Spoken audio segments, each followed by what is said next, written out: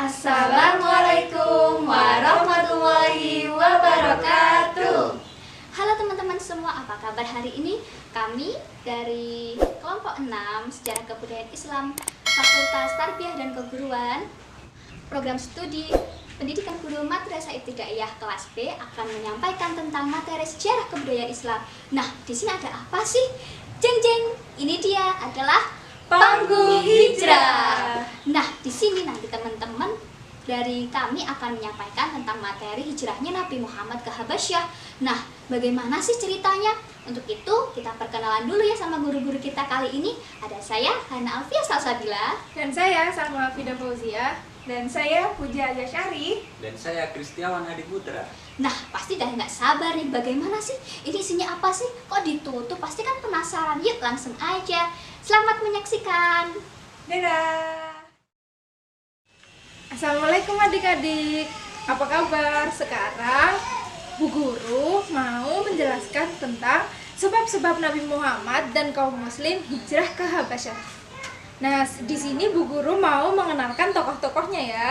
Ini ada Nabi Muhammad, yang putih besar ini namanya Nabi Muhammad ya, sebagai Nabi Muhammad. Nah, yang kecil-kecil ini sebagai kaum muslim, dan yang di sini yang tengah besar ini sebagai rajanya, Raja Habasyah, dan yang kecil-kecilnya ini sebagai kaum kafir Quraisy. Selamat menyaksikan. Nah, anak-anak, sekarang Bu Guru mau menjelaskan tentang sebab-sebab Nabi Muhammad berhijrah ke Habasyah. Mengapa sih Nabi Muhammad itu hijrah ke Habasyah? Tahu nggak? Jadi waktu itu Nabi Muhammad itu sangat merasa sedih. Muhammad sangat merasa sedih karena kaum muslim itu disiksa. Semakin hari, semakin mereka menyembah Allah, semakin mereka beribadah, mereka disiksa sama kaum kafir Quraisy. Nah, dan Nabi Muhammad itu merasa sangat sedih sekali. Bahkan banyak sekali yang dibunuh juga oleh kaum kafir Quraisy karena mereka menyembah Allah, bukan menyembah Tuhan mereka. Nah, anak-anak, orang kafir Quraisy ini memerintahkan agar orang Islam juga menyembah Tuhan mereka. Tuhan mereka itu apa sih? Ada yang tahu nggak? Tuhan mereka itu adalah berhala. Berhala itu apa? Kayak patung sapi yang dibuat oleh mereka sendiri dan mereka sembah, dan mereka menganggap bahwa itu adalah Tuhan. Nah, karena kaum muslim ini tidak mau mengikuti agama mereka, orang kafir Quraisy ini menyiksa orang kaum muslimin ini, disiksa, dianiaya, dipukulin, bahkan sampai ada yang dibunuh juga. Makanya Nabi Muhammad ini sedih sekali melihat keadaan kaum muslim yang semakin diinjak-injak. Nah, Nabi Muhammad memerintahkan kaum muslim untuk berhijrah ke Habasyah. Karena kenapa sih Nabi Muhammad memerintahkan mereka untuk berhijrah ke Habasyah? Karena di Habasyah itu ada raja yang sangat bijaksana, yang sangat adil juga. Namanya Raja Najasyi. Nah, ini dia adik-adik, Raja Najasyi. Walaupun dia itu orang Nasrani, tapi dia itu sangat baik hati dan sangat adil. Tidak membeda-bedakan antara umat Nasrani dan umat Islam. Maka dari itu Nabi Muhammad memerintahkan kaumnya untuk berhijrah ke Habasyah agar tetap bisa menyembah Allah, tetap bisa beribadah dengan tenang tanpa siksaan dan celaan dari orang-orang kafir Quraisy. Gitu adik-adik. Gimana anak-anak, udah paham kan sama pelajaran tentang sebab-sebab Nabi Muhammad dan kaum muslim hijrah ke Habasyah? Terima kasih anak-anak karena sudah memperhatikan pelajaran Bu Guru dengan baik. Selanjutnya, Hai adik-adik, gimana kabarnya? Semoga kalian baik-baik saja ya. Di sini kakak mau menjelaskan tentang peristiwa hijrah kaum muslim ke negeri Habasyah. Nah, jadi dalam peristiwa hijrah ini itu ada beberapa tokoh. Nah, tokoh ini akan saya jelaskan kepada adik-adik semua. ini adalah Utsman bin Affan. Nah, beliau ini yang memimpin hijrah di Habasyah. Nah, sementara ini adalah kaum muslimin yang mengikuti perintah Nabi untuk melaksanakan hijrah ke Habasyah. Jadi, simak terus ya cerita di bawah ini. Dadah! Pada bulan Rajab tahun kelima, kenabian serombongan kaum muslimin Mekah berhijrah ke Habasyah untuk pertama kalinya.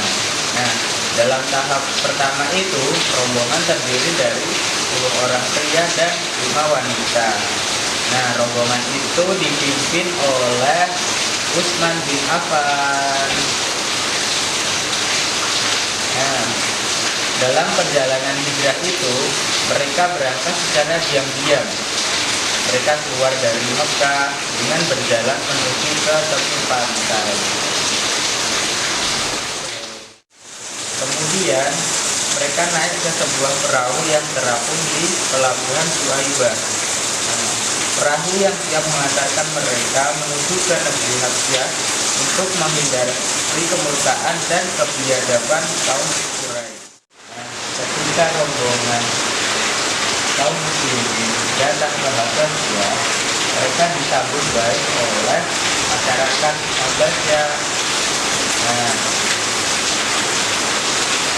Mereka disambut dengan ramah dan penuh persahabatan karena ini adalah pertama kali ajaran Islam juga di Afrika. Kemudian Raja Habasyah menempatkan mereka di negeri Naga yang terletak di sebelah utara provinsi Tigray, wilayah yang kemudian menjadi pusat penyebaran Islam di Habasyah. Setelah kurang lebih 3 bulan menetap di Habasyah dan mendapatkan perlindungan dari para sahabat, mereka mendapatkan sebuah kabar bahwa masyarakat Mekah telah memeluk Islam. Nah, maka dari itu beberapa dari sahabat, di antaranya Utsman, kembali ke Mekah. Setelah beberapa rombongan dari kaum muslimin kembali ke Mekah, mereka menjumpai bahwasanya di Mekah itu belum aman. Kaum muslimin masih banyak yang dianiaya oleh kaum Quraisy. Maka dari itu mereka memutuskan untuk kembali lagi ke Habasyah. Proses kembalinya itu disebut dengan hijrah kedua. Jadi itulah anak-anak cerita mengenai tahap pertama Nabi dan kaum muslimin hijrah ke Habasyah. Assalamualaikum anak-anak, apa kabarnya hari ini? Ya, kembali bersama Ibu Hana Alfia Salsabila. Kali ini Ibu akan menjelaskan materi tentang hijrahnya kaum muslimin ke Habasyah yang kedua. Nah, gimana tadi materi tentang hijrah pertama oleh Bapak Adi? Pasti seru dan menyenangkan, bukan? Coba tentang apa yang telah disampaikan Bapak Adi? Kalau misalnya dibahas nanti terlalu lama dan kita nggak kelar-kelar nih pembahasannya. Yuk langsung aja. Kali ini Ibu mau memperkenalkan tokoh utama dalam hijrah kedua ke Habasyah.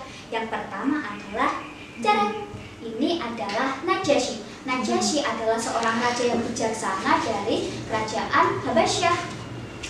Yang kedua adalah Ja'far. Ja'far ini adalah ketua geng dan juru bicara kaum muslimin saat kaum muslimin hijrah ke Habasyah. Nah, yang terakhir ada Amr bin As dan ini adalah Umaroh. Nah, dua tokoh ini adalah tokoh antagonis saat ini. Karena apa? Karena mereka ingin menghasut Raja Najasyi untuk mengembalikan kaum muslimin ke Mekah, agar kaum muslimin dikembalikan lagi ke Mekah untuk disiksa dan diajak kembali ke agama nenek moyang. Nah, itu tadi adalah tokoh-tokoh yang berperan dalam hijrah kedua ke Habasyah. Yuk, kali ini langsung ke materi. Hijrah ke Habasyah pada tahap kedua ini dipimpin oleh Ja'far bin Abi Thalib. Rombongan ini terdiri dari 83 pria dan 18 wanita. Mengetahui hal itu, kafir Quraisy segera mengirimkannya utusannya. Ikat. Hijrah kedua pada tahun ini dipimpin oleh Ja'far bin Abi Thalib. Rombongan ini terdiri dari 83 pria dan 18 wanita. Mengetahui hal itu, kafir Quraisy segera mengirimkan utusannya, yaitu Amr bin As dan Umar bin Walid untuk menghadap Raja Habasyah. Kedua orang itu meminta agar Raja Najasyi mengusir umat Islam dari Habasyah. Nah, bagaimana kelanjutannya? Yuk langsung ke negeri Habasyah. Assalamualaikum wahai Raja. Waalaikumsalam, wahai saudaraku. Selamat sore Raja, kami datang untuk meminta perlindunganmu. Setelah kami mendapatkan siksaan di negeri kami oleh keluarga dan pemimpin kami. Apa kedudukanmu di kalangan mereka? Aku adalah pemimpin mereka. Aku adalah Ja'far bin Abi Thalib. Aku di sini diutus oleh nabiku, yaitu Rasulullah Shallallahu Alaihi Wasallam. Baiklah, siapa yang meminta perlindungan akan aman di negeriku. Pergilah, karena kalian akan aman berada di wilayahku. Kalian hanya akan menjumpai perkara yang kalian sukai di sini. Tidak ada yang akan buat jahat pada kalian. Semoga keberkahanmu terlimpah, wahai Raja. Yang mulia, semoga keberkahan atasmu. Ternyata benar, Raja Habasyah memperlakukan kaum muslimin dengan baik, sekalipun ia beragama Nasrani. Hijrahnya kaum muslimin ke Habasyah ternyata didengar oleh kaum Quraisy. Mendengar hal itu, kaum Quraisy geram. Mereka ingin memulangkan kembali kaum muslimin untuk kembali ke Mekah, lalu agar kaum Quraisy dapat menyiksa mereka kembali. Lalu berundinglah kaum Quraisy. Mereka memutuskan siapa sih yang akan dikirim ke Habasyah untuk menjemput kaum muslimin. Lalu kepentingan kaum Quraisy akhirnya telah diputuskan bahwa Amr dan Umar akan dikirim ke Habasyah untuk menyuap Raja Najasyi agar mengembalikan kaum muslimin ke Mekah. Wahai Ja'far, apakah agama kalian setelah kalian tinggalkan agama kalian yang sebelumnya? Wahai Raja, kami dulu adalah orang yang bodoh.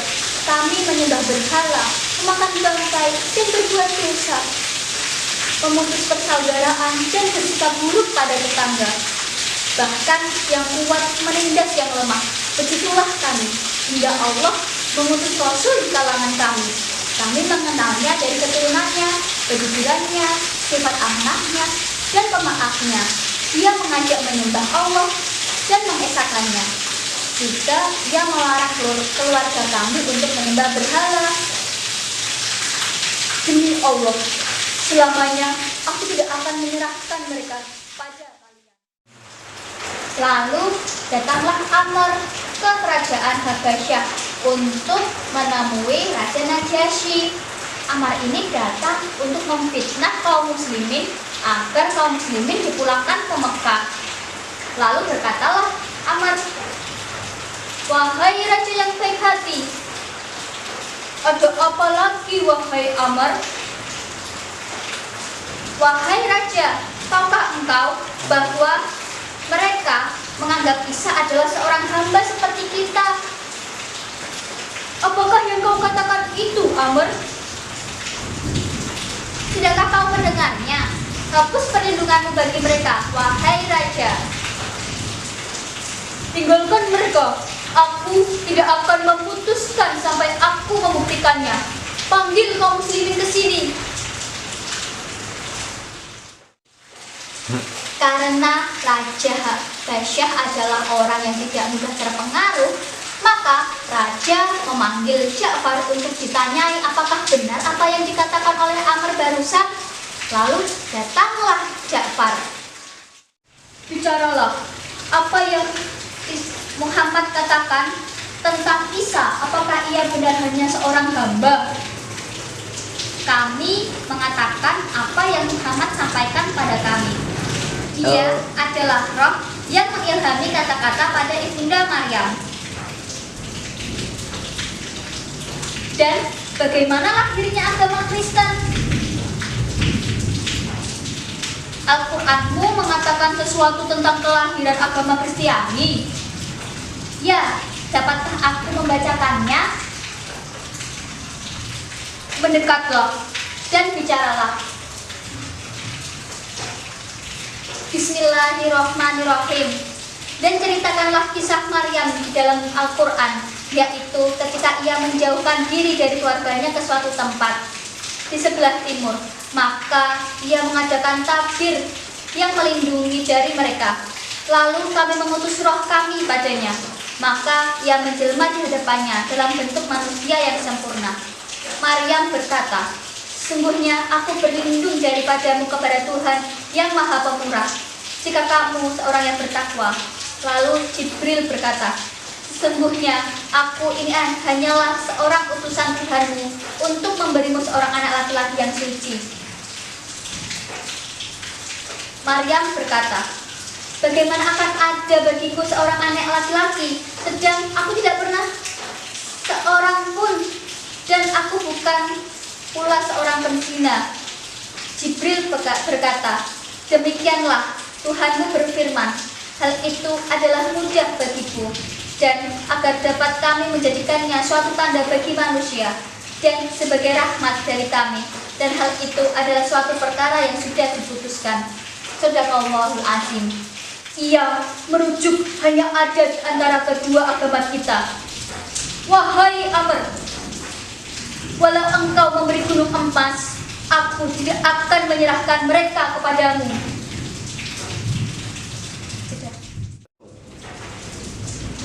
Pergilah kalian aman di negeriku. Siapapun yang akan mengganggu kalian, pasti akan aku hukum. Karena raja telah mendengar apa yang Ja'far jelaskan dan Amr itu kalah, raja pun marah karena Amr telah memfitnah kaum muslimin. Lalu raja meminta agar semua harta yang telah diberikan Amr untuk dikembalikan. 15 tahun lamanya kaum muslimin tinggal di negara Habasyah.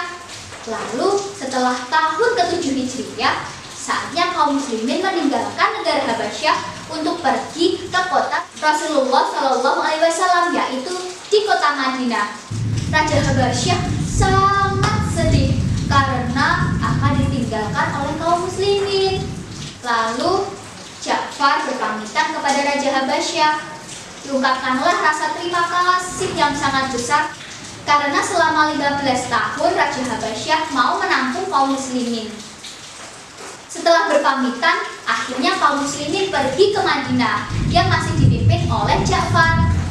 Pada tahun ke-9 Hijriah, kaum muslimin mendapatkan kabar bahwa Raja Najasyi itu meninggal dunia. Pada tahun ke-9 Hijriah, kaum muslimin mendapatkan kabar bahwa Raja Najasyi meninggal dunia. Rasulullah pun mengajak kaum muslimin untuk melaksanakan sholat gaib. Nah, dari sinilah syariat sholat gaib pertama dilaksanakan. Itulah tadi kisah kaum muslimin hijrah ke Habasyah. Sekian dari Ibu, semoga cerita ini dapat menginspirasi kita ya agar bisa menjadi orang yang suka tolong-menolong, dermawan, dan juga sabar. Wassalamualaikum warahmatullahi wabarakatuh. Sampai jumpa. Bye-bye. Nah, di sini Ibu akan menjelaskan tentang kesabaran para sahabat-sahabat Nabi saat hijrah ke Habasyah. Jadi, simak baik-baik ya. Dadah! Nah, dari sekian lama, kaum muslimin ini bersabar menghadapi kekejaman kaum kafir Quraisy. Jauh dari rasa tentram, damai, setiap saat mereka harus menghadapi siksaan, hinaan, bahkan cacian dari kafir Quraisy. Bahkan nyawa pun menjadi taruhan mereka. Tolong! Pada akhirnya Nabi Muhammad memerintahkan kami untuk berhijrah dari kota Mekah ke Habasyah. Hijrah ini merupakan salah satu usaha dari kaum muslimin untuk meringankan beban dari belenggu kafir Quraisy.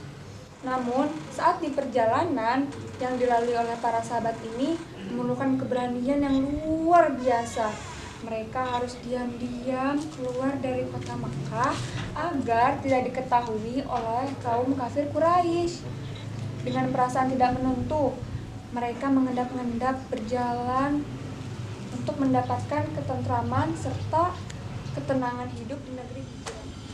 Usaha kaum kafir untuk mengganggu ketenangan kaum muslimin dalam berhijrah tidak berhenti sampai di situ.